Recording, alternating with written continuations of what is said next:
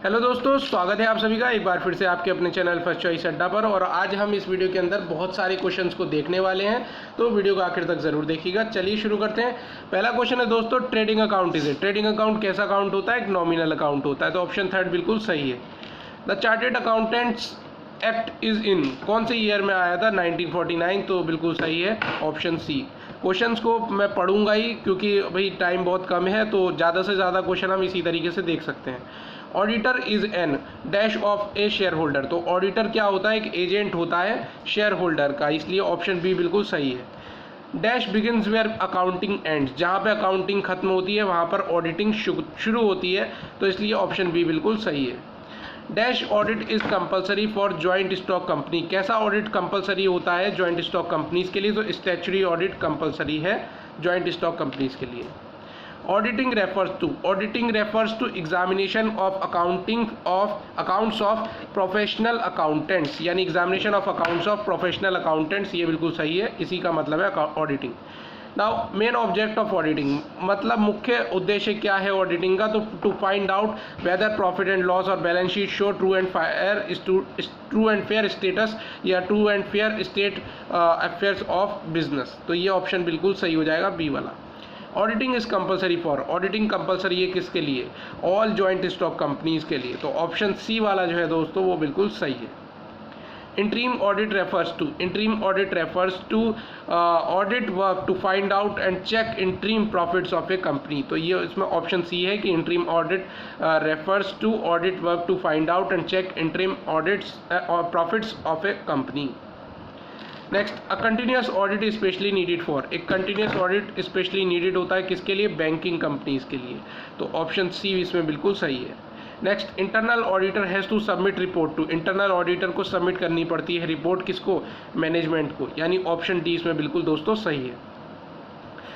Auditor should be dutiful like a watch dog. तो option इसमें सही है ए, यानी auditor should be A dutiful like a watch dog. Auditor is general is an agent होता है, ठीक है, शेयर होल्डर्स का, मेंबर्स का। Next, management audit means, management audit का मतलब क्या होता है? Evaluating performance of various management processes and functions. तो ऑप्शन बी इसमें बिल्कुल सही हो जाएगा दोस्तों। Next, misappropriation of goods may be checked by proper supervision over stock, यानी misappropriation of goods may be checked by proper supervision over stock. ये सही है। Error of omission are, error of omission क्या होते हैं? Technical errors होते हैं, तो ये ऑप्शन ए सही है। Audit is more suitable for small business houses. तो कैसा ऑडिट? एनुअल ऑडिट सुटेबल होता है, बहुत ज़्यादा उपयुक्त होता है फॉर स्मॉल बिजनेस हाउसेज के लिए। Audit working papers are important information about audit. तो ऑप्शन ए बिल्कुल सही है। Next, dash is a written plan containing details with regard to the conduct of a particular audit. Dash is a written plan containing details with regard to the conduct of a particular audit. तो ऐसा audit programme कहलाता है, यानी option B सही है। Next, which of the following person is a qualified to be a company auditor. तो option D इसमें सही है, ए प्रैक्टिसिंग चार्टेड अकाउंटेंट। इसमें से कौन से लोग क्वालिफाइड होते हैं to be a company auditor के लिए? तो एक प्रैक्टिस चार्टेड अकाउंटेंट होगा। Partial auditing is usually done by sole trading concern. इसमें ऑप्शन सही है ए, यानी partial auditing is usually done by sole trading concern. Internal audit means, internal audit का मतलब क्या होता है? Audit undertaken by employees of the organisation to check financial irregularities, यानी ऑप्शन सी इसमें बिल्कुल सही है दोस्तों। Internal audit is voluntary for a company. Internal audit क्या होता है? वॉलेंट्री होता है कंपनी के लिए। Next, internal audit is undertaken, internal audit is undertaken by a person appointed by the management, यानी मैनेजमेंट रखता है, व्यक्ति को अपॉइंट करता है, ठीक है, और वो इंटरनल ऑडिट करता है, मैनेजमेंट रखेगा। Next, the object of internal check is to prevent errors and frauds. तो इंटरनल चेक का ऑब्जेक्टिव उद्देश्य क्या है? एरर्स को रोकना, प्रिवेंट करना, फ्रॉड्स को। Internal check is a part of, internal check किसका पार्ट है? इंटरनल कंट्रोल का पार्ट है। तो ऑप्शन डी सही है इसमें। Internal check is carried on by, internal check is carried on by employees of the company, यानी ऑप्शन डी सही। Internal check is carried on by employees of the company. Internal check is suitable for, internal check suitable होता है किसके लिए, larger concerns के लिए, यानी option A सही है। The scope of work of internal audit is decided by, share holders के द्वारा भी होता है, मैनेजमेंट के द्वारा भी, और फाइनेंशियल कंट्रोल को इम्प्रूव करने के लिए भी, यानी ऑप्शन ए डी बिल्कुल सही है। Test checking is done when there is an effective system of internal check, यानी ऑप्शन सी सही है। Test checking is done when there is an internal system of effective system, there is an effective system of internal check. Test checking refers to intensive checking of a selected number of transactions. Test checking refers to intensive checking of a selected number of transactions, सही है। Test checking should not be applied नहीं होनी चाहिए bank reconciliation statement, BRS. The examination of financial transaction with supporting evidences is called, इसको कहा जाता है vouching, यानी एग्जामिनेशन करना फाइनेंशियल ट्रांजेक्शंस का सपोर्टिंग एविडेंसेस डॉक्यूमेंट्स के साथ, तो उसको वाउचिंग कहते हैं। वाउचिंग इम्प्लाइज, वाउचिंग का मतलब क्या है, examination of vouchers to check authenticity of records, यानी ऑप्शन बी इसमें बिल्कुल सही है दोस्तों। Next, process of checking the evidence of the entries, process of प्रक्रिया checking the evidence of entries, उस क्या कहते हैं, उसको वाउचिंग कहा जाता है। Payment for goods purchased should be vouched with the help of, payment for goods purchased should be vouched with the help of creditors statement, यानी ऑप्शन ए सही हो जाएगा। Payment for wages should be vouched with the help of wage sheets, payment for wage should be vouched with the help of wage sheets, option सही है। Receipts from debtors should be vouched with the help of counterfoil receipts cash book, यानी option A बिल्कुल सही है। Receipts from debtors should be vouched with the help of counterfoil receipts cash book. Receipts from sale of investment should be vouched with the help of brokers sold notes, यानी option B सही है कि receipts from sale of investment should be vouched with the help of brokers sold notes. Purchase returns should be vouched किए जाने चाहिए किसकी मदद से, क्रेडिट नोट्स की मदद से, तो ऑप्शन बी सही है। Purchase returns should be vouched with the help of credit notes. Serial number of vouchers should be continuous होना चाहिए, ऑप्शन बी सही है। Serial number of vouchers should be continuous. Investigation is conducted as and when required, जब ज़रूरत होगी तब। Now investigation is required when fraud is suspected in business, जब fraud suspect किया जा रहा है, शक हो रहा है कि फ्रॉड है, और an accusation of running business, तो ऑल ऑफ दी एम सही है। Investigation of books of accounts and records is not legally compulsory, तो investigation of books of accounts and records legally compulsory नहीं है। Investigation is carried on behalf of owner and third parties, यानी option D सही है इसमें। An examination of accounting records undertaken for a special purpose is called investigation, इसको कहा जाता है investigation. Examination of accounting records undertaken for a special purpose, इसी को क्या कहते हैं, investigation. Now the prime importance of investigation on behalf of an individual और firm intending to ascertain the earning capacity of the concern, यानी इसमें option B बिल्कुल सही है। नेक्स्ट, द मेन ऑब्जेक्टिव, मुख्य उद्देश्य इन्वेस्टिगेशन का क्या है, डिस्कवर करना एरर ऑफ फ्रॉड, प्रिवेंट करना error of fraud, to verify statements, तो ये सब सही है, यानी all of the above. Investigation is conducted by, investigation conduct किया जाता है cost accountant, company secretary, chartered accountant, ये सब कोई भी पर्सन कर सकता है, एनी पर्सन, ठीक है। तो इसमें जो राइट आंसर हो जाएगा वो क्या है, any person. Next, investigation implies systematic, critical and special examination of the record of a business for a specific purpose, यानी ये इसमें सही है कि स्पेसिफिक पर्पस के लिए आए वर्ड एग्जाम में, तो इन्वेस्टिगेशन आ जाएगा उसमें आंसर कि investigation implies systematic, critical and special examination होता है रिकॉर्ड्स का, बिजनेस के रिकॉर्ड्स का, for a specific purpose.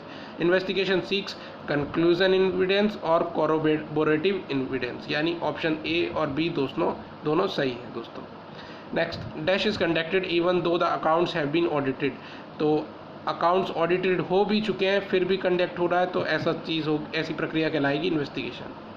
Now, under which of the following circumstances inspectors are appointed under the companies act, तो inspectors are appointed under the companies act by central government के द्वारा, तो companies having share capital if at least 200 members और 1/10 of total voting powers to government, यानी company having share capital if at least 200 members और 1/10 of total voting power to government. Choose from the following circumstance the registrar of joint stock company may apply to. तो इसमें सारे option सही हैं कि may apply to the central government for the appointment of investigator if company fails to send any information acquired to furnish documents filed disclose an unsatisfactory state of affairs of the company have been carried on fraudulently or all of the above. तो इसमें सारा का सारा सही है दोस्तों. Now special resolution means, special resolution का मतलब 2/3 मेजोरिटी और ऑर्डिनरी रिजोल्यूशन का मतलब more than 1/2. If inspector has no legal power to examine any person, he may apply to court. If inspector has no legal power to examine any person, he may apply to court, which may order that person to appear before inspector. तो इसमें court सही हो जाएगा option. Next, if central government appoints an auditor, he will be designated as special auditor. तो if central government appoints an auditor, he will be designated, उसको designation मिलेगी special auditor की. If any person refuses to furnish information to special auditor within prescribed time, he is punishable with a fine up to 5,000 रुपये का fine लगाया जा सकता है. The expense incidental to special audit included remuneration of special auditor shall be determined by central government, यानी option A सही है इसमें. The auditor appointed to conduct investigation, he should get instructions in writing regarding सबके में scope of inquiry, object of inquiry, time limit to submit report, all of the above. तो all of the above बिल्कुल सही है. Verification refers to examining करना physical existence और valuation of assets का, तो इसी को कहते हैं verification. The object of verification of assets, physical verification of assets, checking value of assets और examination the authority of their acquisition. तो इसमें सभी के सभी सही हैं. Now dash means proving the truth और कन्फर्मेशन, तो वेरिफिकेशन सही है इसमें कि डैश का मतलब है खाली स्थान, फिर मतलब प्रूविंग द ट्रुथ और confirmation verification. Stock should be valued at, stock should be valued at cost price और market price whichever is lower. Stock should be valued at cost price या मार्केट प्राइस, जो भी इसमें से कम होगा. Valuation of fixed assets is based on the concept going concern. Valuation of fixed assets is based on the concept of going concern. Valuation means checking the value of assets. Valuation means, valuation का मतलब क्या है? Checking the value of assets. Fixed assets are valued at, fixed assets are valued at cost less depreciation. यानी option D बिल्कुल सही है कि fixed assets are valued at cost less depreciation.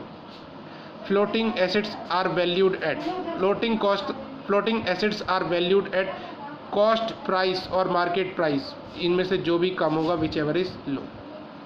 Floating assets are valued at cost price और market price whichever is low, less. Outstanding expenses should be verified with the help of journal proper, इसमें option हो जाएगा सही सी. Book debt should be verified with the help of, book debt should be verified with the help of debtors schedule, यानी इसमें option सी बिल्कुल सही है. Now investments in hand should be verified with the help of inspection of securities, यानी option इसमें सी सही है. Charging excessive provision for depreciation results in less profit. Charging excessive provision for depreciation results in, उस result क्या आएगा फिर? कहीं ना कहीं प्रॉफिट कम हो जाएगा.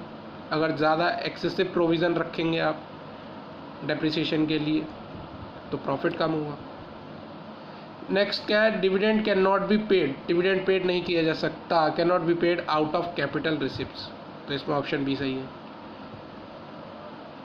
Capital profit imply profit earned from sale of fixed assets, यानी ऑप्शन सी सही है कि capital profit imply profit earn from sale of fixed assets. Capital profit can be paid by way of dividend under certain conditions, यानी option C है कि capital profit can be paid by way of dividend under certain conditions. A company auditor should see that the dividend should be paid after charging depreciation. A company auditor should see that the dividend should be paid after charging depreciation. The assets which may or may not arise in future is contingent assets. हो भी सकते हैं event, ऐसा event जो हो भी सकता है, नहीं भी हो सकता है. ऐसे एसेट्स जो क्या है अराइज हो भी सकते हैं, नहीं भी हो सकते हैं भविष्य में, तो कहीं ना कहीं कंटिजेंट एसेट्स कहलाएंगे. Dash is a part of profit which is set aside for any known और अननोन कंटिजेंसी. तो reserve is a part of, reserve part होता है प्रॉफिट का, और विच इज़ सेट असाइड अलग रखा जाता है फॉर एनी अननोन और known contingency. Verification of assets involve a critical examination of ownership, existence, दोनों है इसमें, all of these, यानी both of them. Verification of assets involve करता है ownership को भी, examination of ownership और existence. Dash are those fixed assets, ऐसे दो fixed assets which cannot be seen, जिनको देखा नहीं जा सकता, टच नहीं किया जा सकता, फील नहीं किया जा सकता, तो ऐसे intangible assets होते हैं. Section 139 subsection 6 of the Companies Act 2013 provides that the first auditor of a company is appointed by the board of directors. यानी ऑप्शन ये सही है. The first auditor of a company will hold office till the conclusion of first annual general meeting. यानी option C सही है. If no auditors are appointed or reappointed at the annual general meeting, central government appoint करती है person को vacancy को fill करने के लिए. The auditor appointed in the casual vacancy holds office till the conclusion of the next annual general meeting. तो auditor appointed in the casual vacancy hold office till the conclusion of the next AGM. In case of the board of director fails to appoint the first auditor within 1 month of its incorporation, the dash may appoint the first auditors. तो company general meeting, option C सही है. An auditor in a casual vacancy is appointed by the board of directors. Examples of casual vacancies arising due to resignation of the auditor, death of the auditor, disqualification of the auditor, all of the above. तो इसमें option D सही है. Examples of casual vacancy are vacancies arising due to resignation of the auditor, death of the auditor, disqualification of an auditor. तो सभी ये कहीं ना कहीं सही हो जाएंगे. If an auditor is not appointed, यदि कोई ऑडिटर अपॉइंट नहीं होता है at annual general meeting AGM में, he is appointed by the central government. Vacancy को फिल करने के लिए सेंट्रल गवर्नमेंट अपॉइंट करती है. A vacancy caused by resignation of the auditor is filled by at the AGM annual general meeting of shareholders. यानी option B सही है कि vacancy caused by resignation of the auditor, अगर resignation मिलता है auditor का, is filled by at the AGM of share holders या members. The auditors of a company shall have right of access at all times to the books of accounts and vouchers of the company, whether kept at the anywhere.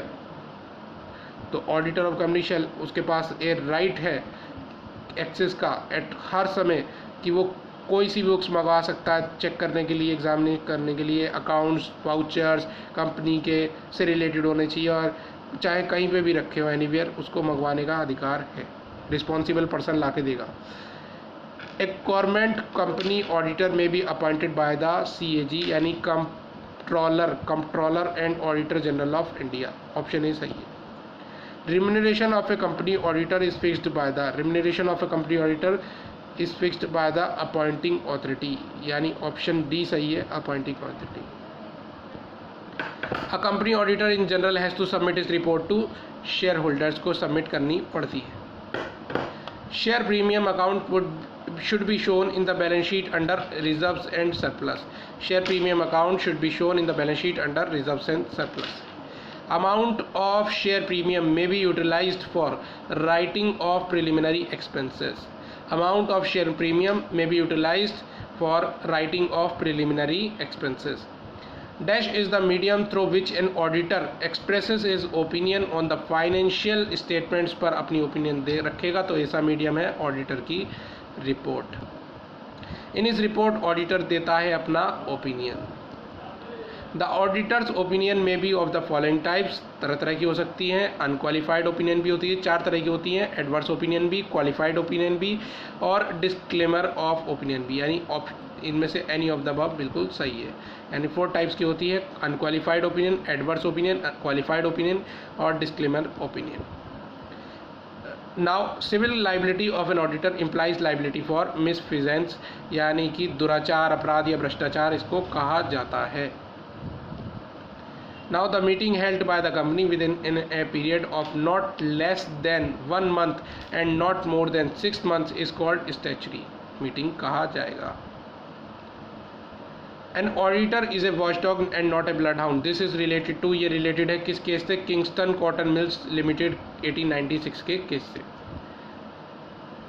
यहाँ पे बोला गया था कि watchdog, देखिए कभी भी कोई व्यक्ति घर में आता है, ऑडिटर एक वॉचडॉग होता है, ना कि ब्लड हाउंड। वॉचडॉग का मतलब है when a stranger enter house of master he just barks, वो केवल भौंकेगा, काटेगा नहीं। And gets it to the notice करवाएगा मास्टर को कि कहीं ना कहीं एक अनजान व्यक्ति घुस आया है घर में।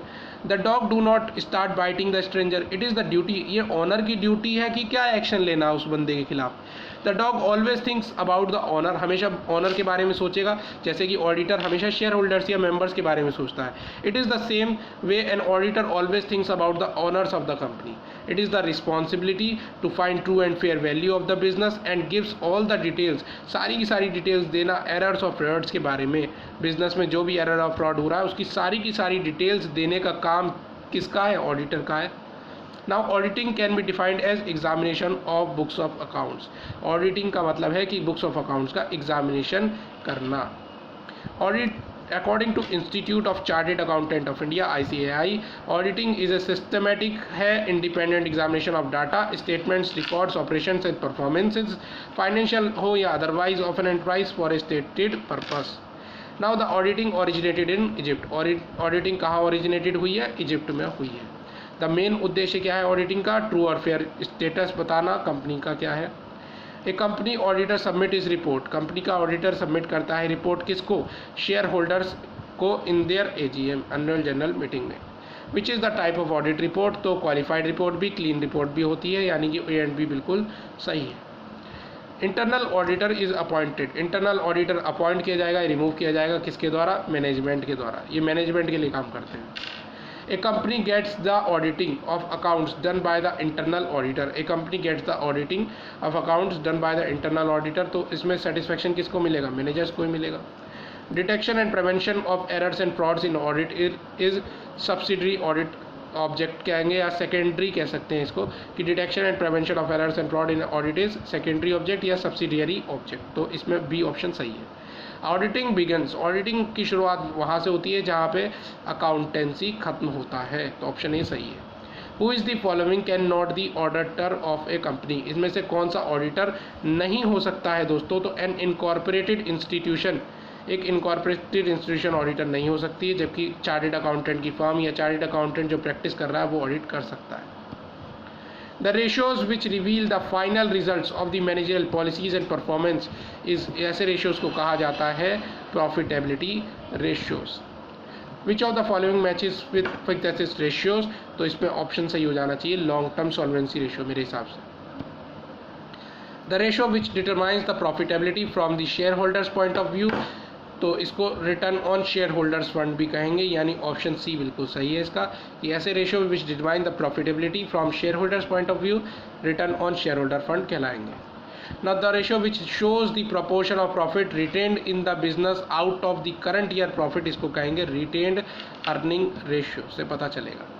How the dividend is related to the market value of shares, तो इसमें ऑप्शन सही है कि डिविडेंड यील्ड रेशियो।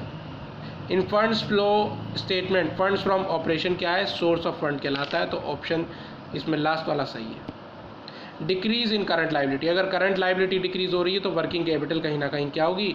इंक्रीज होगी दोस्तों। और अगर करंट एसेट्स डिक्रीज हो रहे हैं तो वर्किंग कैपिटल भी डिक्रीज होगी, तो ऑप्शन बी सही हो जाएगा।